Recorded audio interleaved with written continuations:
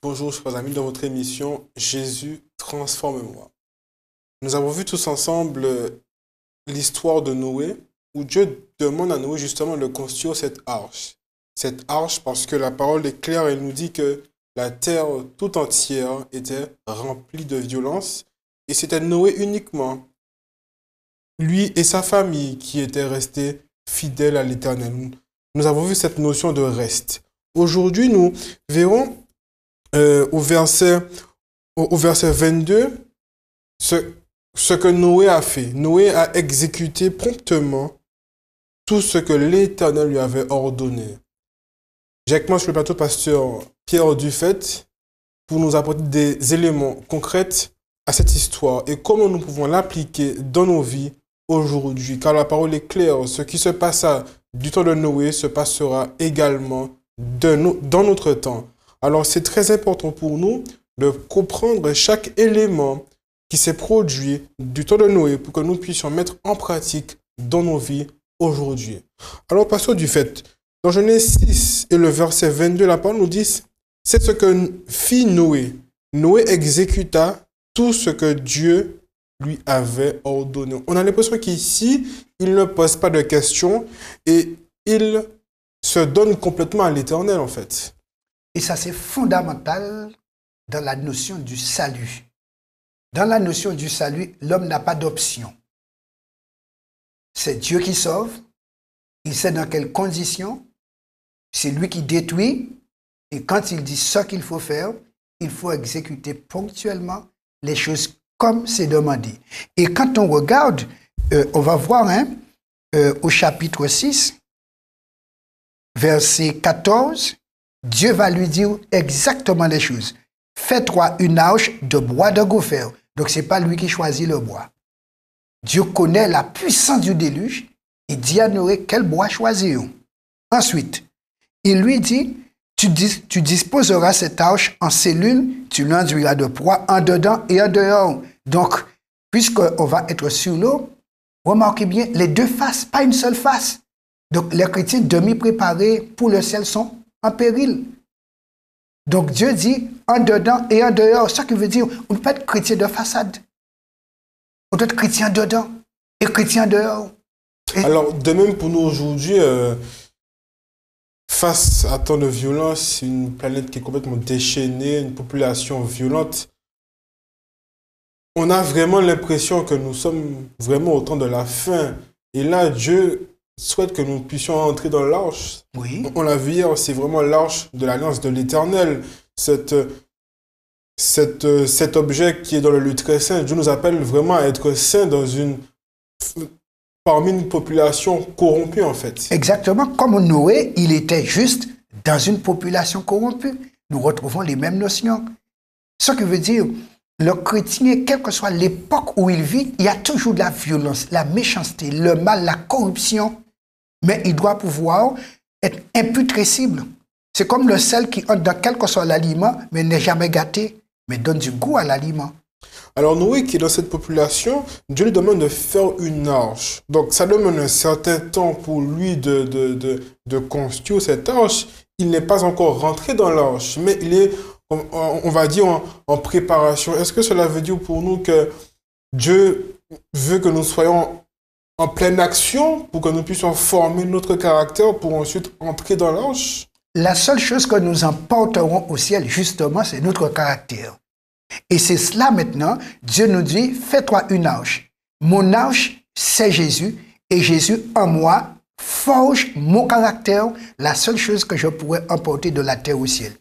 Et remarquez bien, dans le verset 15, Dieu donne des éléments fondamentaux. Voici comment tu la feras. Donc, il faut faire, mais c'est moi qui sais comment il doit être fait. Je te dis comment le faire. Et on doit écouter Dieu sur le comment.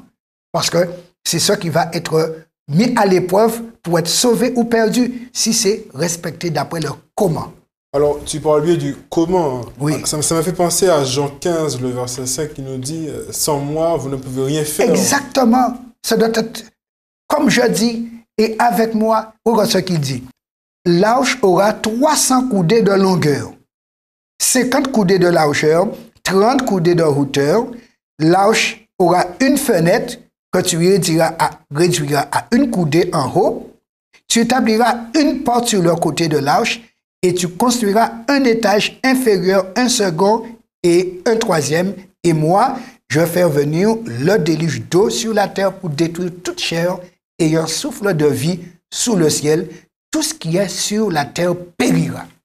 Donc, dans cette prévision de fin du monde, c'est la première fin du monde, c'était Paulo, Dieu dit à Noé, tu vas faire une arche. Quel type de bois?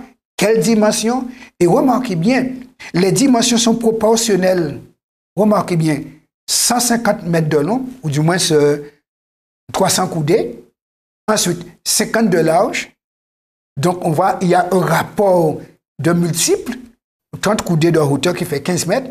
Donc, nous voyons, Dieu donne les dimensions, laissez-moi voir bien, 300 coudées, 50 coudées et 30 coudées. Donc, on voit 150 mètres, 25 mètres de large et 15 mètres de haut. Donc, Dieu calcule les dimensions parce qu'il y a une notion de résistance dans les dimensions. Ce qui veut dire, moi aussi, Dieu me donne les mesures pour que je puisse bâtir mon caractère, pour qu'il y ait de la résistance face à la tentation. À la tentation, puisque la tentation veut me détruire. Mais si je prends les mesures que Dieu m'a données, alors j'aurai de la résistance. Et c'est ce qui est dit d'ailleurs dans l'épître dans 1 Pierre, l'apôtre qui dit dans 1 Pierre 5, résistez au diable en vous soumettant à Dieu et il fuira loin de vous. C'est intéressant. Alors, pour continuer, nous voyons au verset 2 du chapitre 7, Dieu demande à Noé de prendre 7 couples de tous les animaux purs, mâles et femelles, une paire d'animaux qui ne sont pas purs, mâles et femelles. Donc, quel était vraiment l'objectif vraiment pour Noé, enfin pour Dieu, du moins, d'avoir 7 animaux purs et 2 animaux impurs par rapport au déluge? Alors, Dieu a créé des animaux. Maintenant, il va détruire, comme il a dit, toute chair, tout ce qui a souffle de vie. Mais il voudrait préserver un échantillon des espèces créées capables d'entrer dans l'arche. Les dinosaures ne pouvaient pas entrer, c'est pour contrôler les fossiles des dinosaures. Mais il va prendre tous les animaux de taille capables de rester dans l'arche pendant 1 an environ. Et il dit 7 paires d'animaux purs et une paire d'animaux impurs, donc 14 animaux purs et 2 impurs, parce que il a bien dit, pour les animaux impurs, il faut qu'on conserve la race. 2 chiens, 2 chats, 2 lions, 2 tigres. Et on va, la génération à venir, connaître qu'est-ce que c'était qu'un lion, qu'un tigre, un chat, ainsi de suite. Par contre, pour les animaux purs, sachant qu'après le déluge, il n'y aurait pas à manger, puisque le temps que les arbres poussent, il faut survivre. Dieu ayant prévu de leur donner de quoi subsister entre-temps, a prévu 7 paires d'animaux purs pour que la famille trouve de quoi manger en sortant de l'arche, parce qu'il fallait attendre quelques mois avant de pouvoir semer et produire, récolter. Alors, ce qui est intéressant, c'est que on est très loin du Lévitique 11, c'est-à-dire que la loi sur les animaux purs et impurs. Et là, Dieu ne donne pas une description détaillée de ce que c'est animaux purs et impurs. Il donne vraiment l'ordre de prendre 7 animaux purs et 2 animaux impurs. Et Noé pouvait justement faire cette distinction entre ce qui était pur et ce qui était impur, en fait. Donc, on voit très bien, même dans la Genèse, la loi sur la santé, en fait. Et c'est là un élément important à toucher. Beaucoup croient que la loi du Lévitique au chapitre 11, c'était pour les Juifs. Mais la notion d'animaux purs et impurs n'est pas liée à un peuple, mais elle est liée à la création de Dieu, à la manière dont il a construit notre corps, notre organisme, ainsi qu'à son fonctionnement.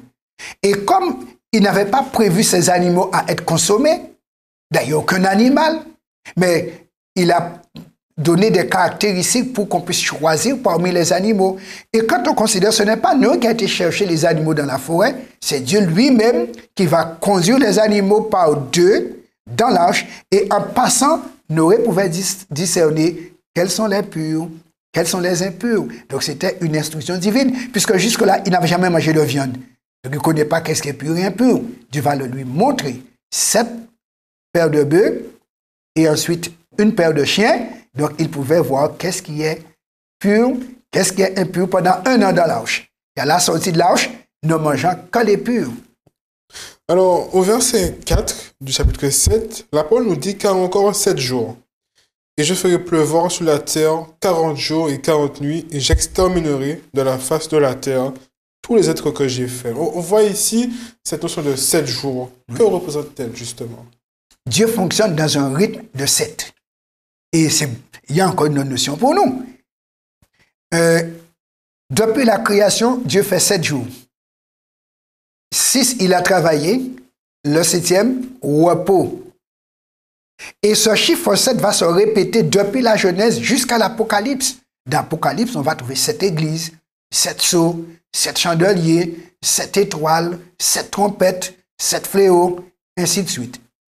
Maintenant, les 7 jours veut dire le maximum de temps donné aux humains. Sur un rapport prophétique, la planète Terre va connaître 7000 ans aussi pour la prochaine fin du monde. Effectivement, puisque nous sommes maintenant au début du 7e millénaire, la Bible dit qu'un jour devant Dieu, c'est 1000 ans. Donc nous sommes déjà au début du 7e millénaire. C'est pourquoi nous attendons le retour de Jésus qui va correspondre avec une partie de la fin du monde. Parce que quand Jésus revient, il détruit les habitants de la terre, mais pas encore la planète. Puisqu'il n'a pas encore détruit les démons à son retour. Or, la fin du monde, c'est pour les démons principalement. Donc, c'est pourquoi, à la fin des 1000 ans, donc le chiffre 7 résolu, maintenant, Jésus vient avec les élus, avec la sainte cité, pour pouvoir maintenant détruire le diable et ceux qui l'auraient suivi. Parce que Dieu n'a pas fait la fin des hommes avant la fin du diable.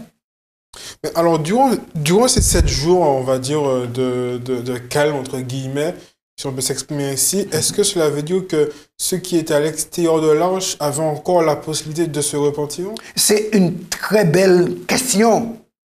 À partir du moment où la porte de la grâce est fermée, ce qui veut dire qu'il va y avoir un temps entre le moment où la grâce est terminée et le moment de destruction. Voilà ce que ça veut dire. Car quand on lit verset 13, chapitre 6, verset 13, Dieu dit, « La fin de toute chair est arrêtée par devers moi, car ils ont rempli la terre de violence, je vais les détruire avec la terre. » Remarque bien, Dieu détruit homme et terre. Au début, c'était ça. C'est pourquoi, eh bien, pour la fin du monde que nous attendons, et hommes et terre seront détruits. Et c'est pourquoi Dieu nous invite à chercher notre arche aujourd'hui. Maintenant, quand on considère bien, lorsque la porte de l'arche a été fermée, la Bible nous dit, c'est Dieu lui-même qui va fermer l'arche. Ce n'est pas Noé. Ce qui veut dire, au niveau salut, aucun homme n'a de pouvoir de sauver personne. Et comme c'est Dieu qui dit, c'est arrêté, Dieu lui-même, quand Noé va entrer dans l'arche, Dieu va fermer la porte et c'est pourquoi Noé ne pourra pas ouvrir la porte pour les gens qui vont frapper après. Ce qui veut dire, lorsque la porte de la grâce sera fermée, il n'y aura plus de prédication pour baptiser personne pour être sauvé. Il y a un temps départi pour cela. Lorsque ce temps est fini, Dieu dit, c'en est fait. Maintenant, la porte de la grâce est fermée. Plus de réception d'intercession, plus de demande de pardon, plus de pardon accordé, plus de rachat reçu. Et là, maintenant, ce sont les fléaux. La même chose. Alors, pour ceux qui nous regardent, peut-être qu'ils ont l'impression que la porte de la grâce est fermée ou bien que leur temps de grâce est fermé. Comment justement donner un élément de réponse par rapport à cela? Comment savoir qu'ils ont encore le temps de se repentir ou que l'Esprit est toujours à leur côté, les convaincants de pécher justement? Alors, nous avons des éléments bibliques comme référence quant à la fermeture de la porte de la grâce. La Bible dit dans Apocalypse 3, 7. Écrit à l'ange de l'église de Philadelphie. Voici ce que dit le Saint, le véritable, celui qui a les clés de David, celui qui ouvre et personne ne fermera, celui qui ferme et personne n'ouvrira. Voilà. Donc Dieu te dit, il a la clé de David, ce qui veut dire aptitude à faire les gens entrer dans le royaume. Puisque Jésus, il est l'héritier de David, sur le trône de David, il est le roi, c'est lui qui va choisir les citoyens. Il te dit, pour le moment, la porte est ouverte et personne ne peut fermer cette porte. Aujourd'hui, la porte est ouverte. Si nous pouvons être ici à parler de l'évangile et à inviter les gens au salut, la porte n'est pas encore fermée. Parce que Jésus te dit, quand je vais la fermer, personne ne l'ouvrira. Ce qui veut dire, personne ne va ouvrir la bouche pour prêcher l'évangile. Et voici où c'est écrit, dans verset Amos 8, verset 11 à 13. Si on a la version de la Bible,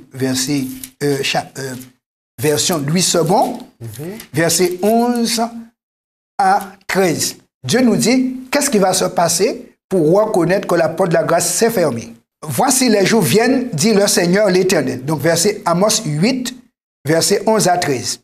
Voici les jours viennent, dit le Seigneur l'Éternel, où j'enverrai la famine dans le pays, non pas la disette du pain et la soif de l'eau, mais la faim et la soif d'entendre les paroles de l'Éternel. Ils seront alors errants d'une mer à l'autre, du septentrion à l'orient. Ils iront ça et là pour chercher la parole de l'Éternel et ils ne la trouveront pas. En ce jour, les belles jeunes filles et les jeunes hommes mourront de soif. Donc, on peut comprendre ici que tant qu'il y a la prédication de l'évangile, la porte de la grâce est encore ouverte. Encore ouverte. Dieu a donné les précisions. Parce que quand cette porte sera fermée, plus de prédication, plus personne qui baptise. Les gens maintenant vont vouloir entendre, mais Dieu dit, ils vont mourir de soif d'entendre. Le temps sera révolu. Très bien. Alors, au verset 12 de Genèse chapitre 7, la parole nous dit la pluie tomba sur la terre 40 jours et 40 nuits. C'est intéressant cette notion de 40 jours et 40 nuits. Qu'est-ce que cela veut dire dans le contexte du déluge? Alors, 40 jours, c'est, remarque bien, 30 jours plus une dizaine. Et on voit ce chiffre-là qui apparaît pour la première fois au déluge et qui, à partir de cela, va jalonner l'histoire du peuple de Dieu. On voit effectivement le déluge qui dure 40 jours, 40 nuits. On voit le peuple d'Israël qui va marcher 40 ans dans le désert, donc le chiffre 40. On va voir le prophète Ézéchiel qui va rester couché 40 jours pour porter les 40 ans de rébellion d'Israël. On voit Jésus allant dans le désert qui reste aussi 40 jours et 40 nuits sans manger. On voit Élie qui court, qui marche dans le désert aussi après avoir mangé ce que Dieu lui donne. Il va rester 40 jours et 40 nuits à marcher sans dormir pour aller jusqu'au Sinaï. Et on voit que ce chiffre revient. Pour l'ascension, c'est pareil. Jésus va monter au ciel 40 jours après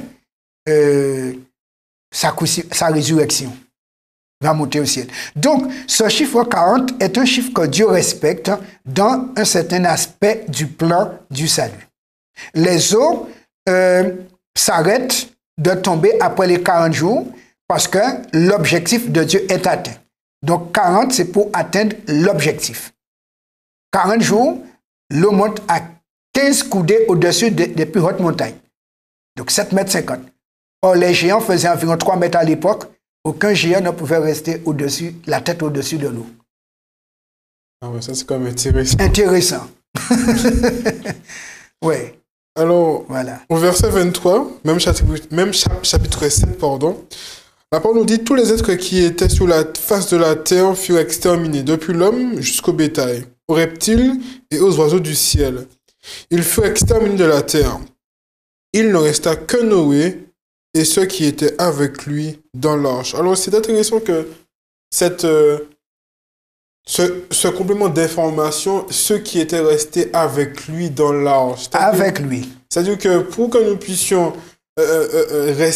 être sauvés et demeurer sauvés, en fait, il nous faut rester avec Jésus dans l'arche. En fait. Dans rester avec l'arche. Jésus qui est notre arche. Voilà. Et la Bible est claire, hein? Il n'y a aucune condamnation pour ceux qui sont en Jésus-Christ. La mort ne t'atteint pas quand tu es en Jésus. La première mort n'est pas encore la mort. Jésus l'appelle sommeil. Mais c'est la seconde mort qui est mort. Donc quand tu es en Jésus, tu te reposes. C'est ce qui est dit dans Apocalypse 14, verset 13. Heureux dès à présent les morts qui meurent dans le Seigneur. Qu'est-ce qu'on dit? Ils se reposent de leurs travaux. Donc la mort ne les a pas mordus. Ils sont vainqueurs de la mort, ayant été cachés en Jésus-Christ. Et c'est pourquoi Paul dit, si Christ est en nous, c'est l'espérance de la gloire. Et c'est pourquoi face à la mort, on meurt heureux et content, délivré, sachant que la mort est un moment où on est mis en sécurité dans la salle de transit en attendant d'aller au ciel. C'est intéressant par rapport à l'arche, qui, on peut dire, représente un lieu de sûreté. Tout à fait, c'est un lieu de pour sûreté. L'humanité. On voit en Égypte, durant les 10 plaies, que Israël était à Goshen, ce village où ils étaient en sécurité. Qu'en est-il dans l'Apocalypse où il y aura les 7e plaies, le peuple de Dieu, le reste, sera-t-il également en sécurité durant cette période de tribulation? Pour nous, tout comme pour Noé, les choses seront pareilles, puisque Jésus a dit ce qui est arrivé au temps de Noé, la même chose va se reproduire. Et lorsque nous sommes dans l'arche Jésus, c'est pourquoi Dieu va sceller ses enfants avant d'envoyer ces catastrophes. Les 7 fléaux, c'est pour détruire les habitants de la terre. Ceux qui ont rejeté l'appel de la miséricorde et de la grâce pour être sauvés. Au psaume 91, c'est là où Dieu fait déjà la description de ce que sera le sort de ceux qui seront dans l'arche. Et c'est bien dit. Alors, Psaume 91, on va lire certains versets, il est dit « Celui qui demeure sous l'abri du Très-Haut ». L'arche était un abri sûr, n'est-ce pas? C'est Dieu qui a dit « Fais l'arche » avec telle mesure. Donc, le fait que Noé ait exécuté les ordres de Dieu, donc il entre en sécurité. Pour nous, aujourd'hui, il est dit « Nous allons demeurer à l'ombre du Très-Haut ». Ça, c'est la mesure du salut. Il ne faudrait pas que tu sois en dehors de l'ombre du Très-Haut. Ensuite, il dit, verset 4, « Il te couvrira de ses plumes et tu trouveras un refuge sous ses ailes. Sa fidélité est un bouclier et une cuirasse. Tu ne craindras ni les terreurs de la nuit, ni la flèche qui vole de jour, ni la peste qui marche dans les ténèbres, ni la contagion qui frappe en plein midi. Comme 1000 tombent à ton côté et 10 000 à ta droite, tu ne seras pas atteint. De tes yeux seulement tu regarderas et tu verras la rétribution des méchants, car tu es mon refuge, ô Éternel. Tu fais du Très-Haut ta retraite. Donc il est clairement dit que Dieu est ton refuge, ton arche. Ton lieu de sûreté. Oui. Alors, pour revenir au verset 14 de Genèse chapitre 6, Dieu dit, fais-toi une arche de bois de gopher. Alors, Dieu, connaissant que la fin de toute chose est proche, demande à Noé de construire une arche. Et pour que Noé soit sauvé, il doit faire confiance à ce Dieu qui connaît la fin dès le commencement. C'est-à-dire que quand on voit très bien au verset 15 la manière dont cette arche doit être construite, on voit bien que Dieu sait exactement tout le détail de ce plan du salut. Et c'est à nous-mêmes d'obéir. Alors on voit bien que Dieu a vraiment mis tout en place pour le salut de Noé et de ceux qui étaient prêts à accepter ce message. Alors, est-ce que ça devrait nous donner l'impression que Dieu a vraiment mis tout en place pour nous aujourd'hui afin que nous soyons sauvés? Dieu a tout mis en place.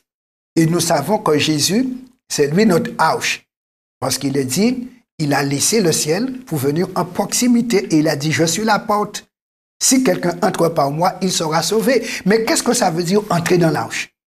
Nous lisons dans Luc 6, verset 46, Jésus qui dit, comment nous pouvons nous assurer d'être dans l'arche? Parce que voir une arche, être près de l'arche, c'est bien. Comme il m'est arrivé d'être à 3 mètres du bateau, mais pas sur le bateau. Et quand on est à 3 mètres du bateau et pas sur le bateau, on est sur le quai et on reste à quai. Et le quai ne voyage pas. Voyons donc ce que Jésus dit. Luc 6, verset 46. Pourquoi m'appelez-vous Seigneur, Seigneur, et ne faites-vous pas ce que je dis? Et il dit, je vous montrerai, verset 47, à qui est semblable tout homme qui vient à moi, entend mes paroles et les met en pratique. Il est semblable à un homme prudent qui, bâtissant une maison, a causé bien avant et a posé le fondement sur le roc. Une inondation est venue et le torrent s'est jeté contre cette maison sans pouvoir l'ébranler parce qu'elle était bien bâtie.